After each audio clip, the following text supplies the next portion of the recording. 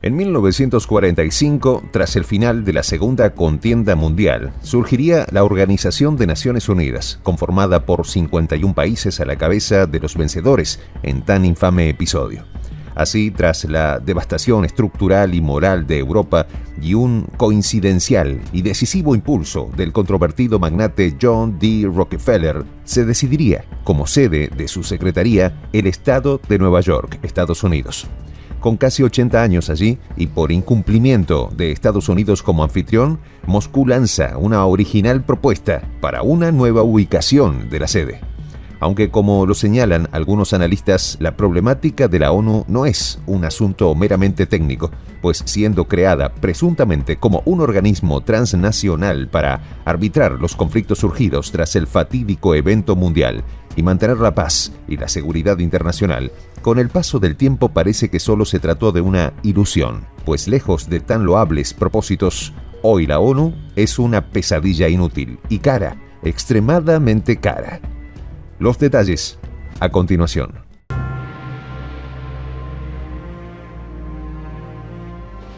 Voz de la Patria Grande. Luego de finalizar la Segunda Contienda Mundial en 1945, aparecería una resplandeciente organización con loables propósitos que prometían ser la respuesta para la intermediación entre naciones en caso de futuros conflictos. Pintaba como una solución oportuna, pedida a gritos por una Europa devastada física y moralmente y por un mundo que se sentía amenazado. Tan magnificente remedio era la ONU, Organización Mundial de Naciones Unidas, que fue conformada por 51 países encabezados por los vencedores de tan infame episodio, quienes se comprometieron a mantener la paz y la seguridad internacional, fomentar entre las naciones relaciones de amistad, promover el progreso social y mejorar el nivel de vida y los derechos humanos. Así, con la desoladora condición en que se encontraba Europa y un coincidencial y decisivo impulso del magnate mal catalogado filántropo John D. Rockefeller, quien cedió uno de sus terrenos para que construyera allí la sede principal de la ONU, se decidiría como sede de su secretaría, Manhattan, en el estado de Nueva York, Estados Unidos. Casi 80 años después, con 193 países miembros, y tras sucesivos eventos que desdibujaron toda la esperanza que el mundo puso en la sobrevalorada organización y además por la condición burocrática que supone ser digno de ser invitado, sujeta a los intereses y cambiante humor de Washington, Moscú lanza una original propuesta para una nueva ubicación de la ONU. Es así que Rusia propone trasladar la sede de Naciones Unidas a otro país porque Estados Unidos no cumple como anfitrión. En ese sentido, el presidente del partido oficialista ruso, Sergei Milinkovich, apuntó recientemente que la sede de la ONU debería ser trasladada de Nueva York para conmemorar la victoria de la Unión Soviética en la Segunda Contienda Mundial.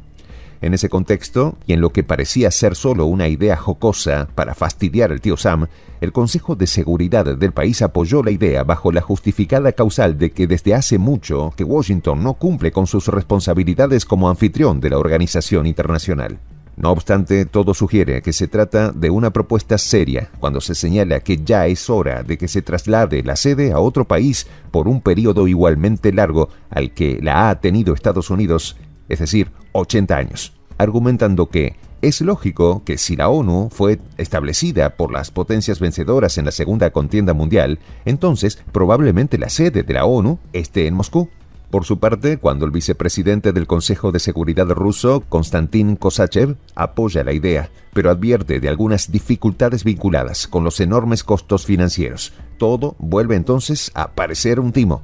Pues, según dice, el traslado de la propia sede es poco realista dado los enormes costos financieros que supondría. Sin embargo, desataca el funcionario ruso el traslado de las actividades de la ONU desde Estados Unidos a terceros países. Hasta las reuniones de la Asamblea General, en su opinión, es algo que debería haberse hecho ya porque redundaría en beneficio de la propia organización, dado que Estados Unidos no está cumpliendo con sus responsabilidades como país anfitrión.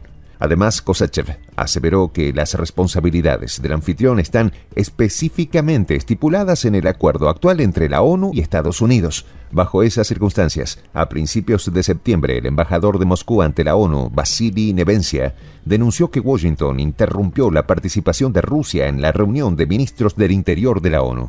Interrupción que se configura al denegar a la delegación rusa los visados para viajar a Estados Unidos. Tal situación habría sido dada a conocer por parte de la portavoz de la Cancillería rusa, María Zaharova, quien confirmó la negación del visado a 2 miembros de la delegación oficial rusa.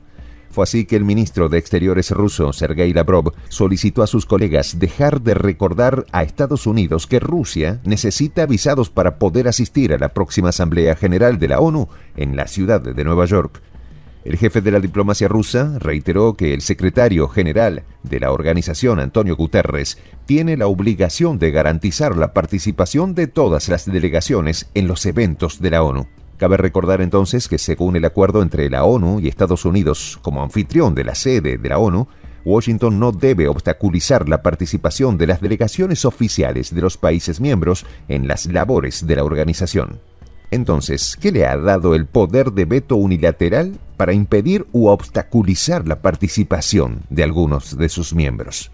También es lícito preguntarse cómo una organización que en teoría responde al colegiado de todas las naciones del mundo, o más exactamente de 193, pasó a delegar en Estados Unidos la licencia para establecer vetos contra algunos de sus miembros y permitir la mutación de su misión de cooperación entre naciones a un proyecto individualista de inteligencia de Washington. Es al margen de una óptica menos romántica que la que se vendió al mundo tras el innombrable acontecimiento de mediados del siglo XX, que se puede desenmascarar y ver con lucidez el abominable proceder, por 77 años, de Naciones Unidas, y como lo señalan algunos analistas, entender que la problemática de la ONU es un asunto estructural y no meramente técnico. Así, siendo creada, presuntamente como un organismo transnacional para arbitrar los conflictos surgidos tras el fatídico evento mundial y mantener la paz y la seguridad internacional, con el paso del tiempo los hechos evidencian que se trató de un audaz encantamiento de Estados Unidos al mundo para aceptar la creación de una institución que, lejos de loables propósitos, sería una pesadilla onerosa. Cabe recordar que el 24 de octubre, Día de la ONU, marca la entrada en vigor de la Carta de Naciones Unidas en 1945. La ratificación de ese documento dio nacimiento oficial a la ONU como organización internacional. Y lo que se pensó ingenuamente sería el bálsamo que suavizaría las controversias entre estados inmaduros, se volvió el foco impulsor de todos los conflictos del mundo.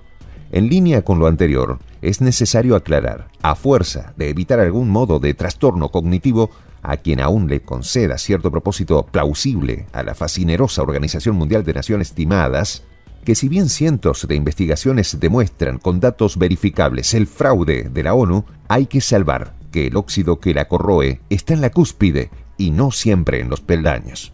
Algunos textos destacados, y como es lógico, censurados por la profundidad y veracidad de sus datos, de autores como Eric Frattini o Michael Schoyans, por nombrar alguno, señalan diversas líneas de graves delitos y la farsa de la organización en cuestión, denunciando decenas de eventos nefastos para mantener el conflicto en el mundo con una finalidad que parece de película.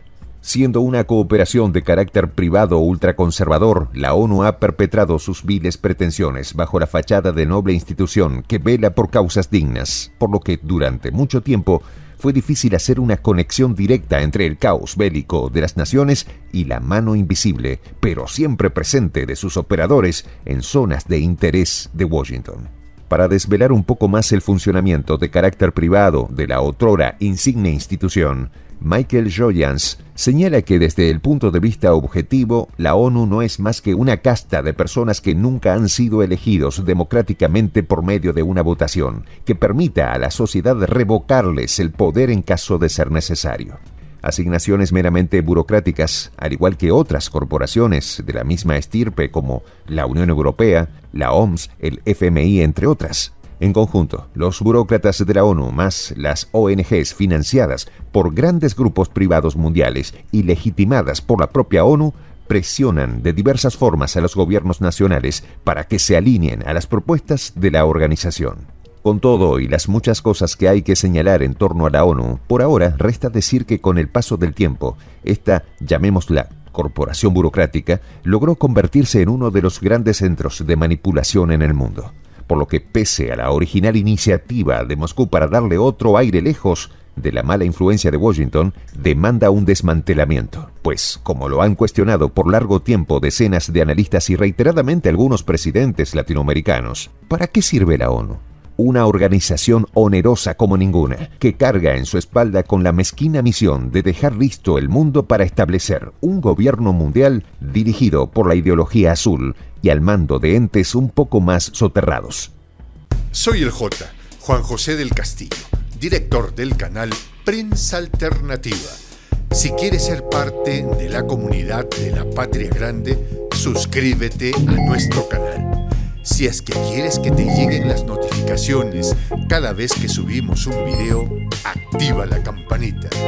Si quieres apoyar a nuestro canal económicamente, puedes hacerlo a través de PayPal. El enlace está en la descripción del video. A nombre del equipo de Prensa Alternativa, me despido con esta expresión en el quechua milenario, Tupananchis Kama, cuya traducción es hasta volvernos a encontrar.